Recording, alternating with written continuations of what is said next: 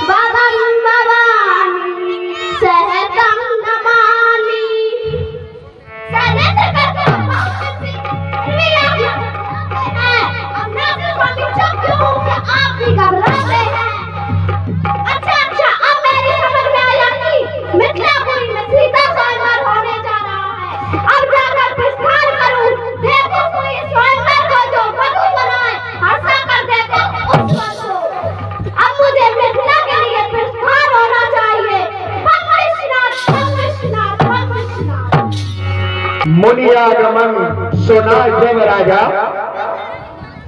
मिलन गयो ने विप्र समाजा। इसी भाव के साथ सब मंचन पे मंच एक शोभा रसिक विशाल। आप विचार कर रहे होंगे कि ऐसा क्या था कि भगवान राम, लक्ष्मण और मुनि विश्वामित्र के लिए मंच अलग से सजाया गया। अभी जब आप आगे सुनेंगे तो आदरणीय व्यास जी की ओर से संकेत मिलेगा और मैं विस्तार में आपको बताऊंगा। चलते हैं मंच की ओर। वहां पर पातालपुरी महाराज बलि के पुत्र गणेश अपने धाम में उपस्थित हैं और किस तरह से अपने इष्ट का आराध्य और आराधना करते हैं। स्वागत है। जय रुद्र शंभु शंकर महेश शिव विश्वनाथ, जय गंगाधर मूली नटराज प्रभु पशुपति श्री चंद्रमौली श्री भूतेश्वर बम बम बम बम भोला। जय त्रिशूल पाणी, जय हर हर आषाढ़ी खलील गौरी ईश बृहस्पति शिका पन्ना घर खग इलापति कामार्य केतु खग जिय डमरूधर आशुतोष त्रिलोचन मूर्ति आहा हर कपाल सारंगर। ओ यह अकस्मात भली बूझ गई, श्रवणों में मुझे ज्ञान नहीं। कह रहा कौन, किस मंत्र में ताल से हृदय की क्यों मुड़ी। ऐसा न कभी अवसर आया, अब कौन भांति से सह शांति बनकर अर्चना शंकर की मर्दन कर देंगे, वही भ्रांति। भगवान महेश्वर मुझे ज्ञान कराओ कि क्या कारण।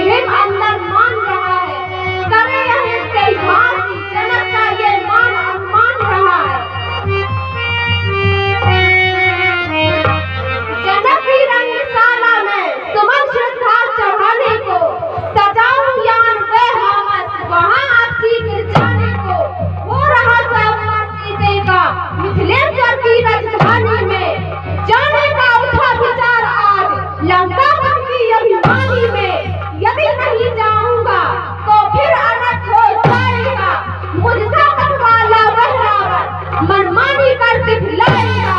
अरे कैसे और कठोर शब्द मेरे श्रवणों में आता है। हिल रही मेदनी क्या कारण, क्यों आसमान चकराता है। क्या प्रिय नीर है उमड़ पड़ा, या सिंधु सत्य है उमड़ पड़ा। शंकर प्रिय का डमरू दिमक दिमक कर दिमक पड़ा। बस ज्ञान हो गया। दशानन पुस्तक विमान पर आरूढ़ होकर मिथिला की ओर जा रहा है। मैंने कहा दशानन ठहर जा और श्रवणों को खोल, शांत चित्त हो, मेरे शब्दों को ध्यान से सुनो और सुनो।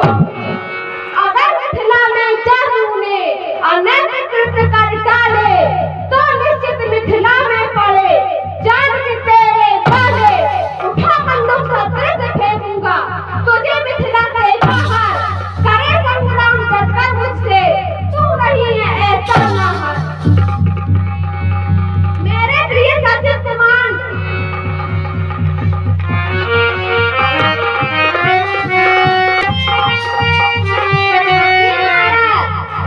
मंत्रीवर, मैं जा रहा हूँ आज मिथिला ग्राम को। रखना व्यवस्था नगर की, करना संभाल हर काम को। कर कलंकित तुम न देना गणेश के अच्छे काम को। ध्यान से भूखा नित्य रखना सुबह दोपहर शाम को। शीघ्र जाओ लाओ सजाकर तुम मेरे विमान को। मंत्रीवर, मैं जा रहा हूँ आज मिथिला ग्राम को। हे उमानाथ, क्यों कर विलंब, गणेश सजाई आज। समर प्रस्थान कर रहा है गुरु आशुतोष गणेश आज। बोलो शंकर भगवान की जय, नाथ की जय।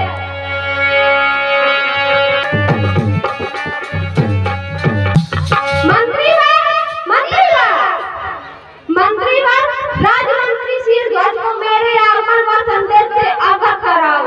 मंत्री, और कहना पातालपुरी का महाबली बाणासुर नाम बताया है। वह बाली पुत्र है महाराज जो सिंह द्वार में आया है।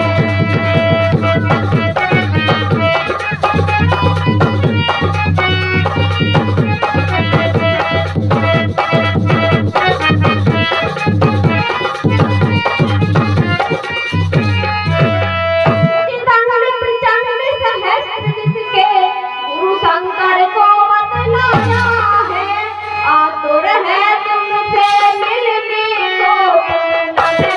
भाल उठाया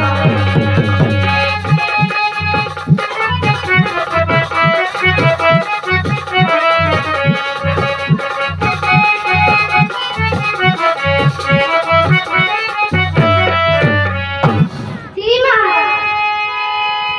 जय शंकर की वाणी, जय शंकर की, जय शंकर की शीर्षध्वज, जय शंकर की। आइए आपका जनक नगरी में सत सत अभिनंदन है, बंदन है। मैं ही क्या बल्कि ये संपूर्ण विदेह नगरी धन्य हुई आपके दर्शन पाकर। हे गुरु भाई, आपने ऐसे अवसर पर पधार कर हमें धन्य कर दिया है। चलकर हमारा सहयोग करेंगे। अभिनंदन प्रिय बाण तुम्हारा, अभिनंदन प्रिय बाण तुम्हारा। आओ हे गुरु भ्राता, तुम खूब दिए दर्शन आकर। बहुत दिनों के बाद मिले हैं, आओ मिलने हर साथ। मैं यहाँ की व्यवस्था का भार आपको सौंप रहा हूँ, जैसी आपकी कृपा मिथिलेश्वर।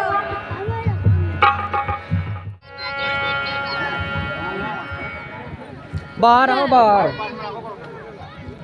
जी महाराज, राजा जनक को सूचित कर दो कि तिरुवन सम्राट वेदव्यापी पौलस्य कुलभूषण कंचन नगरी के स्वामी बाहर आओ बाहर। राजसभा में उपस्थित हैं, आपकी प्रतीक्षा कर रहे हैं। जो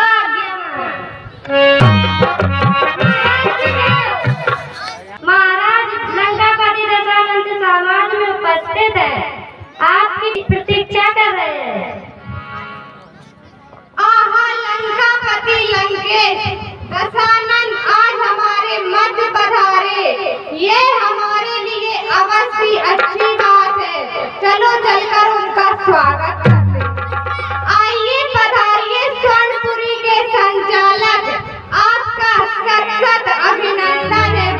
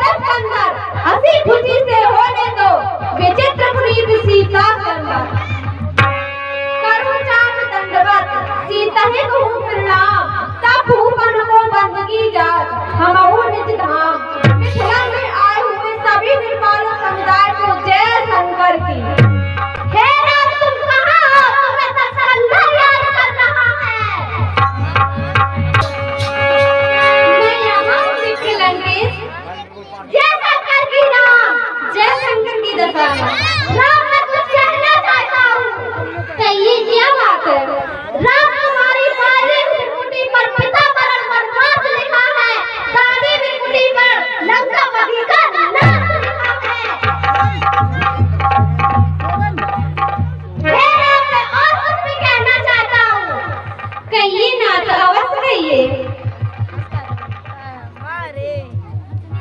हे नाम निमंत्रण देता हूँ सीधे कर लंका चले आना, 10 लोग की भोज पिटारी को धर्मपुरी से साथ लाना, छलबल से निशक्ति से सीता पे छीन ले जाऊंगा, वन वन भटकाऊंगा राम तुम्हें मैं वन खूब रुलाऊंगा।